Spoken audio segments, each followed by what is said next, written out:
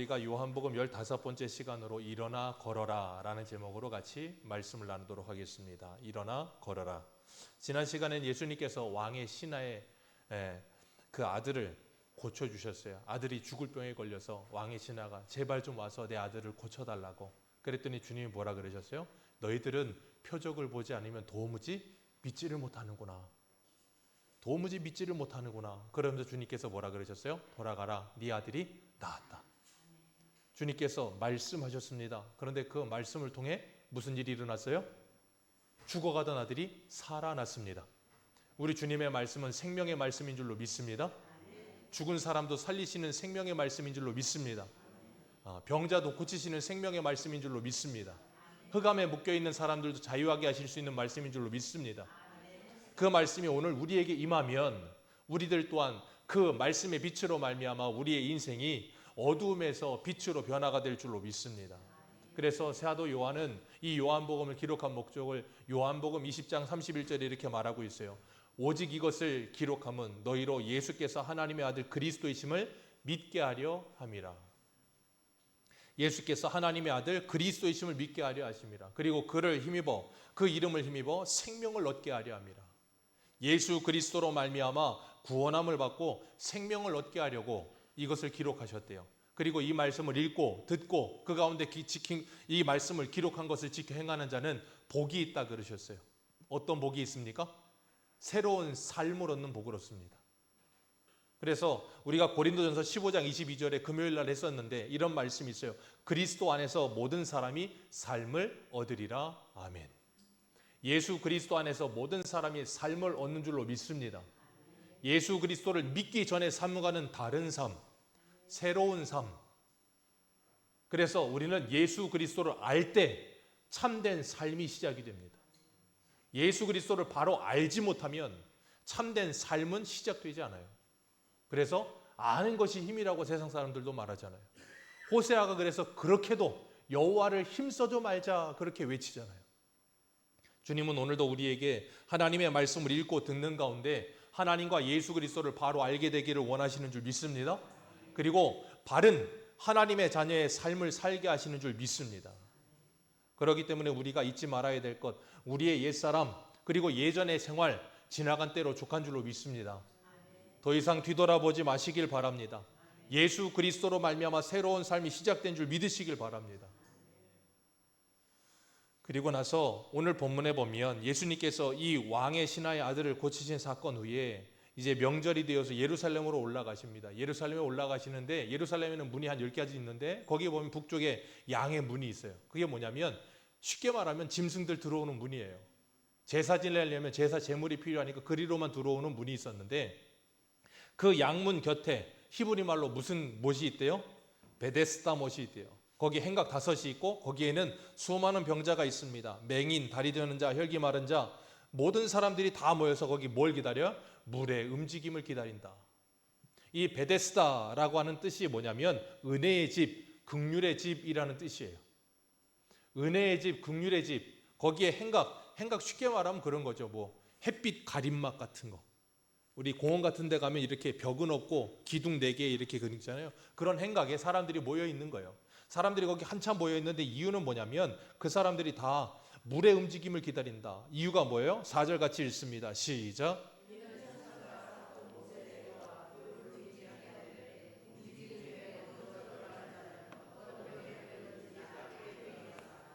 예, 이 사람들이 거기 모여 있는 이유는 딱 하나입니다. 뭘 위해서요? 어떤 병에 걸렸든지 낫게 되니까 병을 낫기 위해서 물이 움직이는 것을 기다리고 있었다. 제가 이 말씀 요한복음 5장 1절에서 이 말씀을 볼 때마다 저에게는 떠오르는 날이 있어요. 그게 언제냐면 제 신학교 다닐 때인데 3학년 때 제가 서울의 성수시원교에서 사역하고 있을 때였어요. 그때가 수요일입니다. 수요일에 저기 헌금함 있는 데 있죠. 헌금 이렇게 봉투 꽂혀 있는데 거기 그 교회는 이렇게 의자가 하나 있어요. 그래서 사역자들이 거기 2개 있는데 거기 앉습니다. 제가 거기에 앉아서 목사님의 설교를 들으면서 메모를 하고 있는데 이 설교를 듣다가 저에게는 정말로 큰 은혜가 임했는데 그때 어떤 느낌이었냐면 등줄기가 선다 그러잖아요. 네, 등에 있는 모든 털이 확 쓰는 느낌을 받았어요. 정말 저는 말씀을 들으면서 그랬던 적이 없었는데 그때 그 말씀을 들으면서 그 감격이 아직도 생생합니다. 우리에게도 그런 하나님의 말씀이 임하면 우리의 삶은 변화가 일어나게 되는 줄 믿습니다.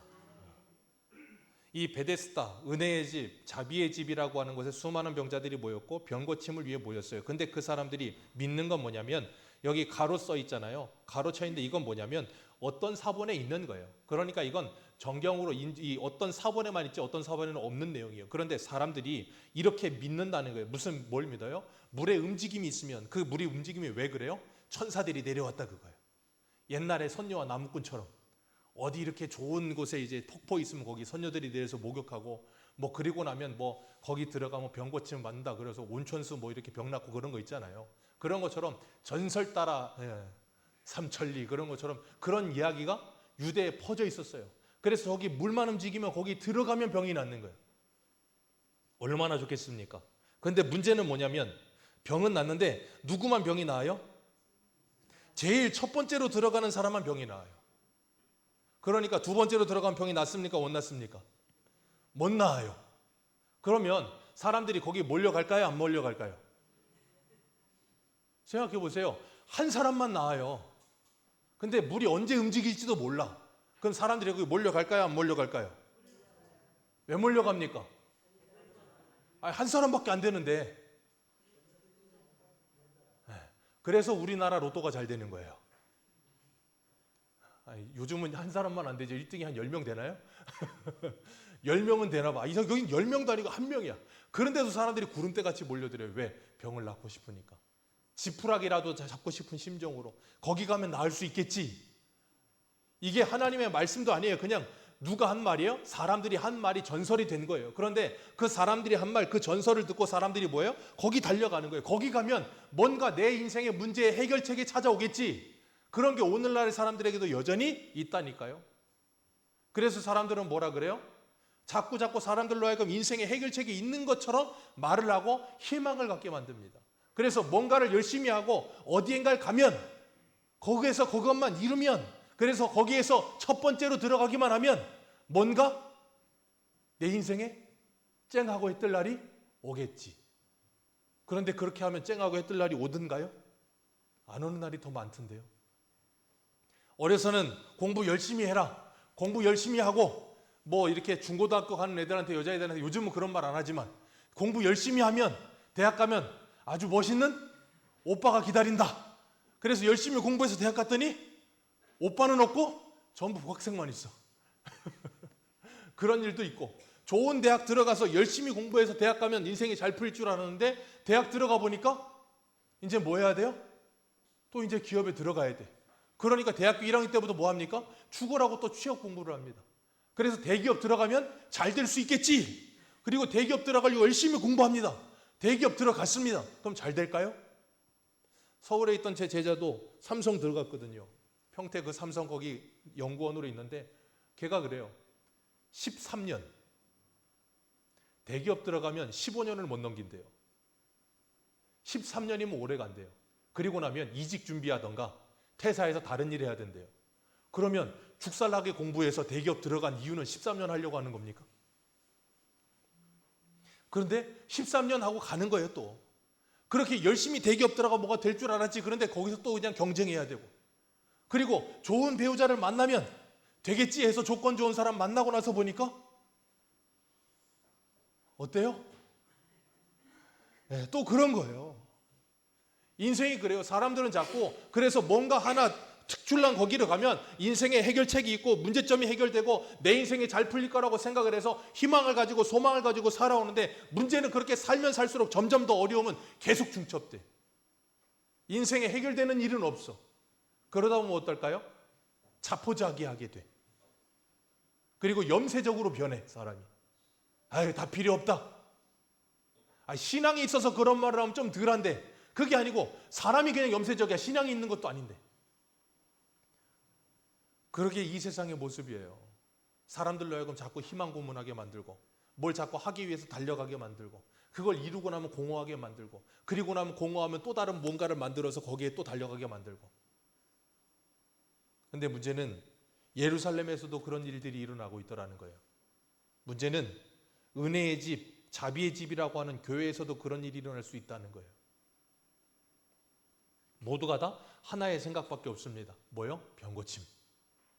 근데 어떻게 해야 돼요? 선착순이어야 돼. 인생은 성적순이 아닌데 선착순이야.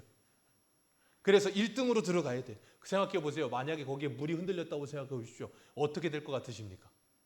아주 거기 난리가 날 겁니다. 흔한 말로 아비규환이 될 거예요.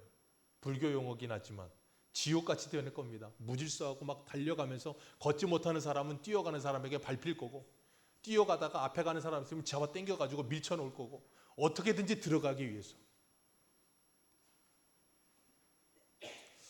참 안타까운 건 오늘날 교회도 그런 일들이 비일비재한 게 문제라는 거예요. 그래서 교회에서 서로 경쟁하고 시기하고 질투하고 다른 사람의 잘못되는 걸 보면서 그것을 기뻐하고 그러고 있다면 그것은 교회가 아니라 지옥입니다. 성전에 들어와서 하나님을 만나야 될 사람들이 성전에 들어와서 하나님을 만날 생각은 하지 않고 베데스다 연못에서 뭐만 하고 있어요? 그 못이 움직이기만을 바라보고 있는. 누구를 바라보지 않고? 예수를 바라보지 않고. 예배당에 들어와서 예배를 드리면서 예수를 바라보지는 않고 내 인생의 목적이 이루어지기만을 바라고 있다면 우리도 이 베데스다 연못에 모여있는 사람들과 전혀 다를 것이 없는 사람이 되는 거예요. 내 인생의 목적이 예수님을 만나고 영생을 얻고 하나님의 나라를 바라보면서 이 땅에서 믿음으로 살아가는 것이 내 인생의 목적이 아니라 내 인생의 목적이 이 세상의 것이 되어 살아간다면 우리들은 예루살렘 성전 안에 베데스다 연못에 모여있는 사람과 똑같다니까. 예루살렘 성전 안에 있으면 어디를 가야 돼요? 예수를 봐야죠. 하나님을 만나야죠. 그런데 3절에 있는 이 병자들은 성전 안에 들어가지는 못해요. 왜? 율법대로라면 몸이 성하지 못하면 못 들어갑니다. 못 들어간다 할지라도 그 성전을 바라봐야죠. 근데 그 성전을 바라보는 게 아니라 못만 바라보고 있는 거예요. 그러면서 누가 먼저 가나? 제가 나보다 먼저 가면 안 되는데, 제가 나보다 잘 되면 안 되는데, 제가 나보다 은혜를 많이 받으면 안 되는데, 그러고 있다면 어떻게 되겠습니까? 우리가 인생을 살면서 뭘 해야 되는지를 모르는 사람이 되어버리는 거예요. 그러니까 오늘 본문의 38년 내 이 병자도 그런 상태인 거예요. 인생에 목적이 없어요. 목적을 잃어버리고 아무것도 할 수 없는 상태가 돼버린 거예요. 왜? 항상 밀리는 사람이 되니까. 자기는 거기 첫 번째로 들어갈 수 없는 사람이 되니까. 그러니까 뭐합니까? 뒤처지게 되는 거예요. 뒤처지다 보면 뭐합니까? 뒤처진 사람들이 하는 일이 있죠. 1등만 기억하는 더러운 세상. 그러면서 뭐합니까? 세상 욕하고 옆에 있는 사람 욕하고 주변 욕하고 한탄하고 원망하고 그런 것만 하고 있는 거예요. 그런 것만 하면서 뭐하고 있어요? 그냥 자기 인생을 자포자기하고 있는 거예요. 어디 와서요? 예루살렘 성전 안에 와서. 어디 와서요? 예배당에 와서. 여러분, 그런 인생으로 살면 인생을 허비하는 것 아닙니까? 얼마나 불쌍합니까? 내가 이곳에 와서 해야 될 일이 뭔지를 모르는 사람이 돼버리는 거잖아요. 우리가 새벽에도 사사기 하면서 말씀을 나눴지만 이 레위인이 자기 첩 데리고 가다가 베냐민 지파집에서 그 지역에서 무슨 일 당했어요? 자기 첩이 간간당하고 온갖 일을 다 당하다 죽고 나니까 첩을 12토막을 내가지고 이스라엘 사람들을 불러 모았다니까요. 40만 명 불러 모아놓고 뭐라 그랬어요? 뭐 어떻게 해야 될지 니들 빨리 모였으니까 생각해라. 그들이 생각한 게 뭐였어요? 베냐민을 심판하자. 그들이 뭘 하지 않았어요? 하나님께 묻지 않았다 그랬잖아요. 우선순위가 잘못됐다 그랬잖아요. 심판하는 게 목적이 아니에요. 그 사람들은 심판자가 아닙니다. 기억하세요. 이스라엘 백성은 심판자가 아니에요. 심판하시는 분은 하나님이십니다. 그런데 숫자가 많다는 이유만으로 자기들이 심판 자리에 앉아서 하나님의 자리에 앉아서 베냐민을 심판하려고 하잖아요. 그러면서 뭘 하지 않아요? 자기 형제인 베냐민의 잘못을 놓고 그걸 끌어안고 나의 잘못으로 알고 하나님께 회개하지를 않아요. 하나님께 기도하질 않아요. 내 가정의 문제를 놓고 그걸 내가 끌어안고 하나님께 회개하질 않는다고요. 내 교회의 문제를 놓고 그건 네 탓이야 내 탓이야 정죄는 하지만 그걸 끌어안고 내가 기도하진 않는다고요. 이 나라의 문제를 놓고 서로 상대방 탓이라고 말은 하지만 이 문제가 우리나라의 문제라는 생각을 하지 못한다고요. 그럼 이 문제는 우리나라 반쪽만의 문제입니까? 왜 그렇게 변해버려요? 베데스다에 들어와서 주님을 보지 않고 연못만 바라보고 있으니까. 그러니까 어떻게 돼요? 내 옆에 있는 사람은 내 동지가 아니고 뭐예요? 내 경쟁자. 어때야 되는 사람? 제거해야 되는 대상. 내가 밟고 올라가야 되는 대상. 여러분, 거기는 하나님의 집이 없습니다. 거기는 지옥만이 있어요. 우리 세소망교회가 그런 지옥이 아니라 하나님의 나라 되기를 주님의 이름으로 축복합니다. 마가복음 2장에 보면 예수님께서 가버나움이라는 곳을 가세요. 그리고 거기 한 사람의 집에 들어가시는데 거기 집에 들어갔다는 소문이 사람들에게 퍼진 거예요. 그랬더니 사람들이 그 집을 막 애워쌉니다. 인산인해요. 들어갈 수가 없어. 그런 상태에 있는데 그 소문이 한 사람에게 들려요. 중풍병자였습니다. 그리고 그 친구들에게도 들린 거예요. 그래서 네 사람이 그 중풍병자를 메고 옵니다. 근데 문제는 그 중풍병자를 메고 와서는 그 예수님이 계신 곳에 어디로 올라가요? 지붕으로 올라갑니다. 유대인들의 집은 우리나라 옛날 한 90년대 집하고 같거든요. 우리 옛날 90년대 단독주택 어떻게 생겼어요? 사각형 모양의 지붕 평평하고 거기 외부에 계단 올라가는 데 돼 있잖아요. 딱 그런 구조예요. 그러니까 들어가야 되는데 사람들이 꽉 차서 들어갈 수가 없는 거예요. 그러니까 어떻게 하냐면 지붕에 올라가서 지붕을 뜯고 그것으로 달아내린다고요. 생각해 보세요. 그게 정상적입니까? 아니면 비정상적입니까? 비정상 아닙니까? 자, 예수님이 계신다고요. 사람들이 인선이네요. 근데 사람이 중풍병자가 메어갖고 오고 있어요. 그러면 적어도 정상적인 사람이라면 그걸 보면 어떻게 해야 정상입니까? 비켜야 정상 아닙니까? 운전하면서 뒤에 앰뷸런스 오면 어떻게 해요? 모세의 기적이 일어나잖아요. 왜 그럽니까?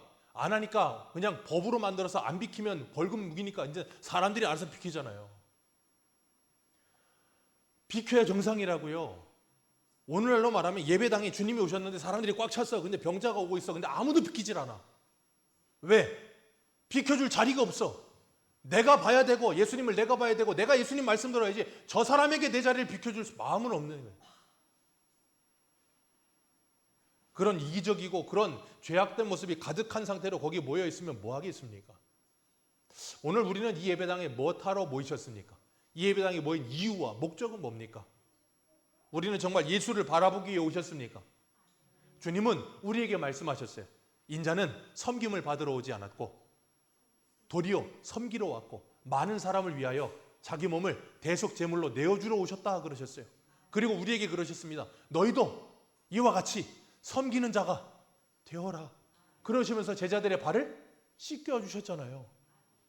여러분 기억하십시오. 교회는 섬김을 받는 자리가 아니라 섬기는 자리에 있는 사람들이 모이는 곳입니다. 그래서 모든 사람이 다 섬기는 사람이어야 정상이에요. 그래야 그것이 하나님의 나라가 되는 것이에요. 모든 사람이 다 대접을 받기만을 원한다면 거기는 누구도 한 사람 섬기는 사람이 없어요. 그럼 어떻게 되겠습니까? 죽는 거예요, 그것은. 오늘 본문의 이 병자는 38년이 됐대요. 거기 38년을 앉아 있는 거예요. 그러니까 아주 터줏대감이죠. 터줏대감. 그러니까 모든 걸 다 아는 거예요. 근데 주님이 그 사람에게 오셔서 그를 보시고 그 병이 오랜 줄 알고 그에게 말씀하십니다. 뭐라 그러세요? 오늘 6절에 네가 낫고자 하느냐. 자, 이 사람에게는 자기 병이 나으려면 어떻게 해야 됩니까? 그 베데스다 연못에 들어가야 나아요. 그 일념으로 거기 서 있는 거예요. 선착순으로 서 있어요. 그런데 누구도 비켜주지는 않아. 38년이 돼도. 그런데 거기 서서 원망불평하면서 있는데 주님께서 갑자기 찾아오셔서 네가 낫고자 하느냐 그랬어요. 그러면 대답은 뭐여야 정상입니까? 예, 낫고자 합니다. 그게 정상이어야 돼요. 근데 이 사람이 하는 대답이 뭐예요? 7절에 같이 읽습니다. 시작. 병자가 대답하여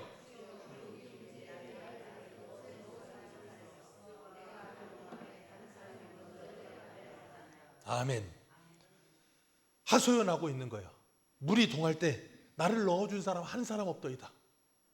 아니 생각해 보세요. 자기를 넣어주는 사람 한 사람 없고 그리고 자기가 선착순으로 일본으로 들어갈 수도 없어. 그러면 거기 있을 이유가 있어요, 없어요? 거기 있을 이유가 없어요. 그런데도 거기에 있는다고요. 왜? 거길 떠나지를 못하는 거예요. 그게 이 세상의 모습이라니까요. 선착순으로 사람들 뺑뺑이 돌리는데 거기서 벗어날 생각을 하지를 못해. 왜? 언젠가 한번 인생 한 방 오겠지. 그러면서 떠나지를 못해. 근데 평생 가도 한 방은 오질 않아. 그러니까 뭐예요? 늘 원망하고 불평하고 좌절하고 다른 사람 탓하고 쟤 때문에 그렇고 쟤 때문에 그렇고. 그런데 참 감사한 건 그런 사람에게 예수님이 찾아오시더라는 거예요. 그런 사람에게 예수님이 찾아오셔서 물으십니다. 네가 낫고자 하느냐? 오늘 그런 인생 한 방을 원하고 우리의 인생이 쨍하고 의 뜰날을 바라고 있는 우리에게 주님이 찾아오셔서 물으시는 거예요. 네가 낫고자 하느냐? 그럼 여러분은 뭐라 그러시겠느냐고요? 예, 낫고자 합니다라고 말해야 될 것 아닙니까? 내 인생에 이렇게 비참함, 우리 권사님 기도하신 것처럼 이렇게 비참한 현실에서 내가 벗어나기를 원합니다. 그런 간절함을 가지고 주님을 찾아와야죠. 그래서 주님을 만나야 그 주님이 우리를 회복시켜 주실 것 아닙니까? 그런데 그런 비참함은 있는데 나을 생각을 하지를 못해. 왜? 38년 동안 기다려도 낫지를 않아.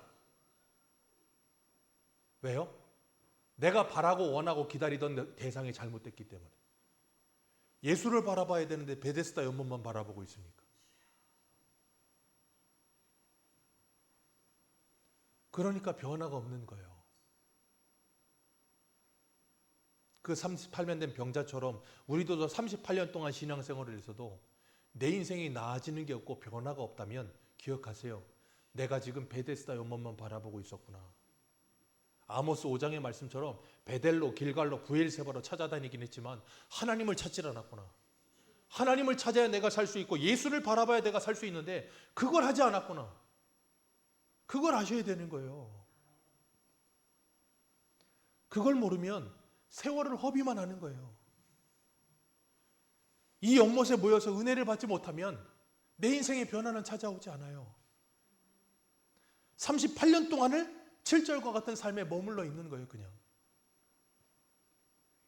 그러면서 스스로도 뭐라 그래요? 어우, 지긋지긋해. 스스로도 그렇게 말은 합니다. 그런데 문제는 뭐냐면 그건 알겠는데 어떻게 해야 될지를 모르는 거예요. 그래서 길이요 진리요 생명이신 주님이 찾아오시는 거예요. 왜? 이게 길이다 하고 가르쳐 주시는 거예요. 그리고 너는 그 길을 만나야 넌 살 수 있다는 걸 가르쳐 주시는 거예요. 그 길이신 예수를 만나야 우리의 인생이 편안해지는 거예요. 내 인생이 편안해진다는 게 돈이 많아지고 성공한다는 게 아니라 인생의 참된 의미를 찾는다는 거예요. 인생의 의미를 찾지 못하면 어떤 거라도 허무합니다. 어떤 거라도 공허합니다. 그리고 나면 7절에서 벗어나질 못해요. 그러니까 뭐예요? 다 누리면서도 지긋지긋하고 다 하고 있으면서도 늘 힘들고 괴롭고 고통스러운 거예요.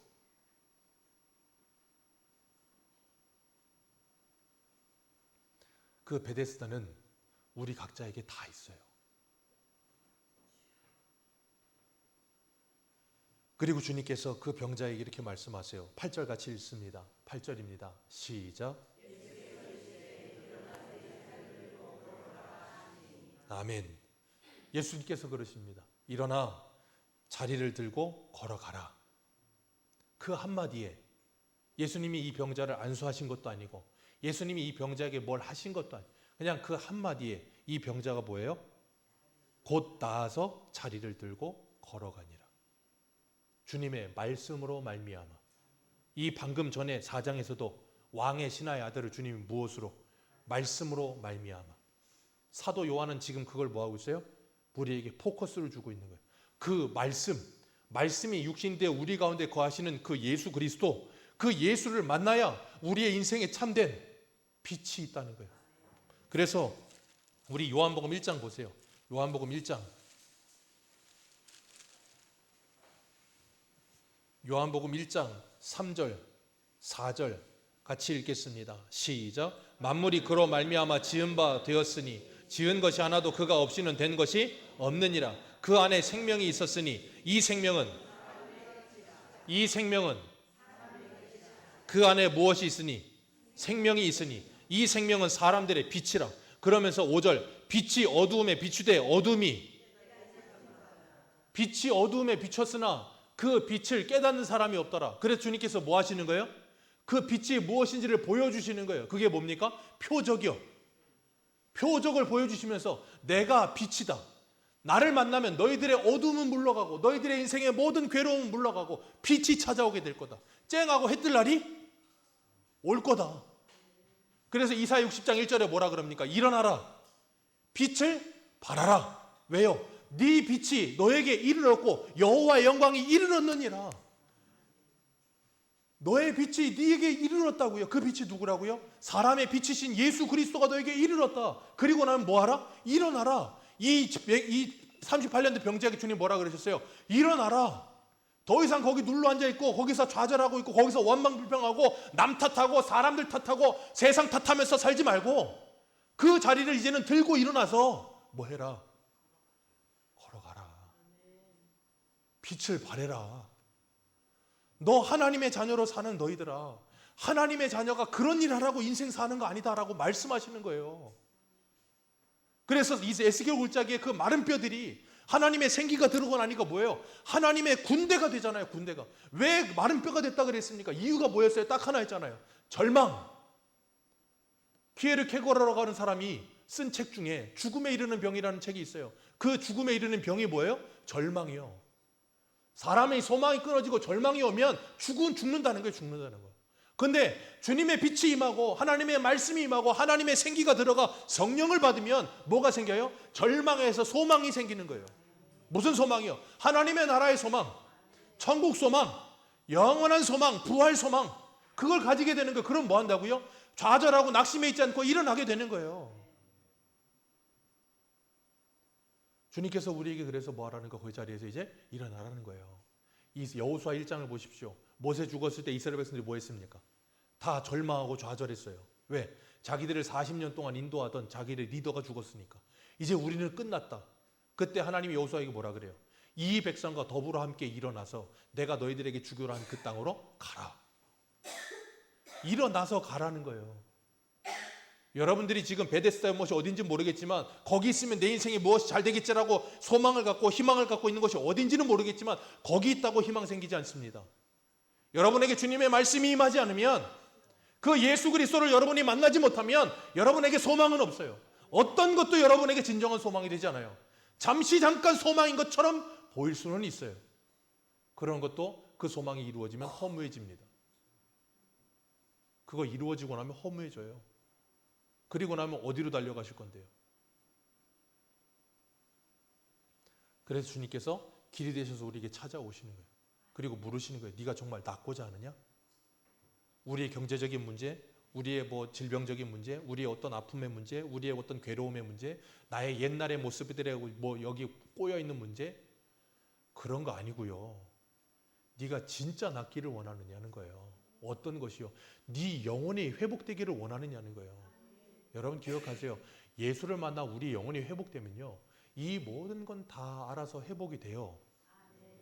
착각하지 마세요. 그런 것들이 회복돼야 내 영혼이 회복되는 게 아니에요.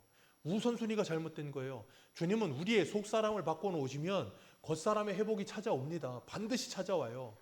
내 질병이 고쳐지지 않는다 해도 회복이 찾아와요. 38년 된 병에 짓눌리지 않는다고요. 내 현실의 문제에 짓눌리지 않아요. 그래서 바울이 빌립보서 4장에 뭐라 그래요? 내가 풍부에 처할 줄도 알고 빈곤에 처할 줄도 알고 일체의 비밀을 알았나니 내게 능력 주시는 자에서 나는 모든 것을 할 수 있느니라.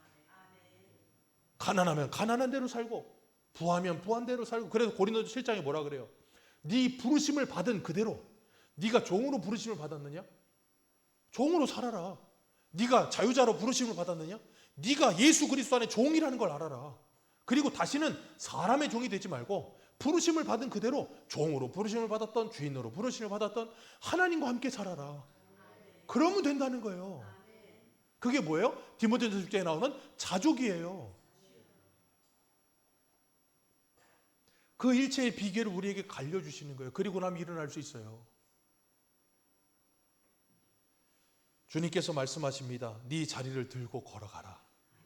자리 펴놓지 말고. 그 말은 뭐예요? 다시 돌아올 생각 하지도 말고 가라는 거예요. 이제는.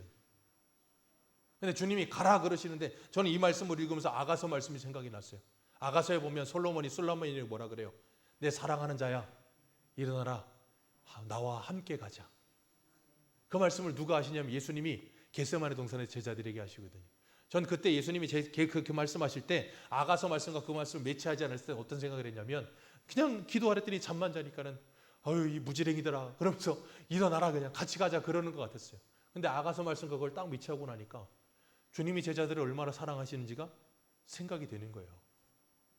주님이 이 38년 동안 그 옆몸만 바라보면서 소망도 없이 절망 가운데서 인생이 끝난 것처럼 살고 있는, 그러면서도 그 자리를 떠나지는 못해. 왜?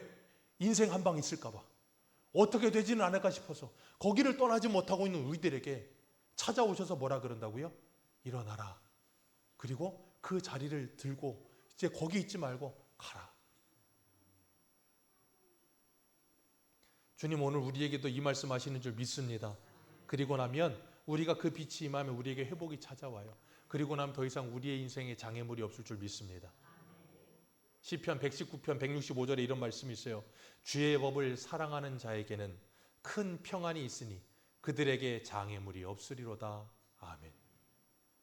주의 법을 사랑하는 자에게는 큰 평안이 있으니 그들에게는 장애물이 없으리로다. 왜 장애물이 없습니까? 장애물이 수두룩 빽빽하죠. 그런데요, 그 장애물이 있을 때마다 주님께서 거기에 나와 함께 하세요. 시험 당할 쯤에 피할 길도 내시고요, 그 장애물을 넉넉히 이길 수 있도록 또 도와주십니다. 여러분의 인생에 장애물을 만나셨습니까? 여러분의 인생에 여러분이 해결할 수 없는 38년이 지나도 해결이 되지 않는, 그래서 이건 불가능해 라고 말을 하면서 여러분을 절망에 빠뜨리는 일들이 있으십니까? 여러분 거기에 혼자 서지 마시고 주님과 함께 서십시오. 그리고 그 주님을 바라보십시오. 그럼 주님께서 여러분을 그 자리에서 일어나서 그 자리를 털고 일어나게 하셔서 그 문제가 더 이상 나에게 힘든 문제가 되지 않게 하시고 그 문제를 넉넉히 이기게 하시는 하나님의 사람 되게 하실 줄 믿습니다. 기도하겠습니다.